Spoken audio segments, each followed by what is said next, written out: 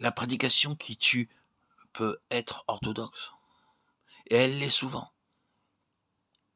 Nous aimons l'orthodoxie, elle est bonne, c'est ce qu'il y a de mieux. C'est la prédication pure et franche de la parole de Dieu, les trophées de la vérité dans ses combats contre l'erreur, les digues que la foi a élevées contre les flots dévastateurs de la négation honnête ou perverse. Cela n'empêche pas que l'orthodoxie pure, militante et combative peut être elle aussi la lettre qui tue. Rien n'est si mort que l'orthodoxie morte, si morte qu'elle ne peut ni spéculer, ni penser, ni étudier, ni prier. La prédication qui tue peut connaître les principes vitaux, les critiques et les hautes connaissances, à savoir chaque détail de la lettre et l'enseigner aux autres, semblable à un avocat qui étudie son code pour composer sa plaidoirie et gagner sa cause. Elle peut devenir une occasion de mort.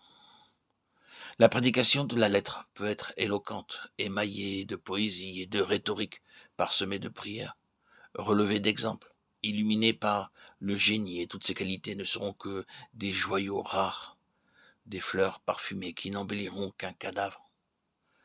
La prédication qui tue peut être aussi sans connaissance littéraire, sans fraîcheur de pensée et de sentiment, avec un style relâché, ne respirant ni la réflexion ni la méditation, n'être embelli ni par l'originalité de pensée, ni par l'expression, ni par la prière.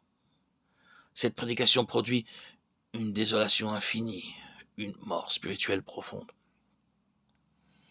Elle ne s'occupe que de l'ombre des choses et non des choses elles-mêmes. Elle ne pénètre pas l'intérieur.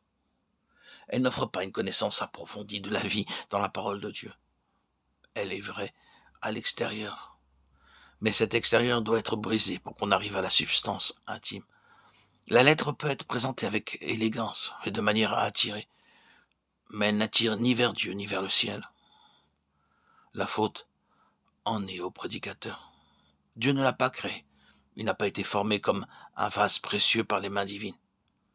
Il s'est occupé de son sermon, de sa pensée et de sa forme.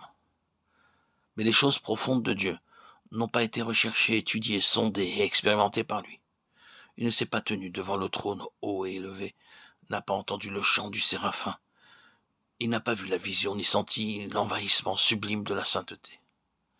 Et il n'a pas crié avec abandon et désespoir, en sentant sa faiblesse et sa culpabilité, tellement que sa vie a été renouvelée, son cœur touché, purifié et enflammé par le charbon brûlant de l'autel de Dieu.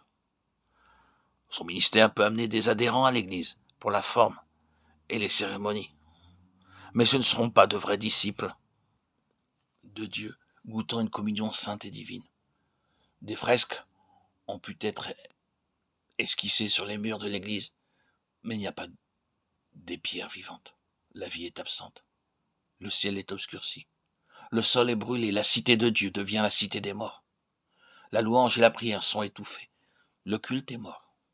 Le prédicateur et son auditoire ont collaboré au péché et non à la sainteté, ont peuplé l'enfer et non le ciel.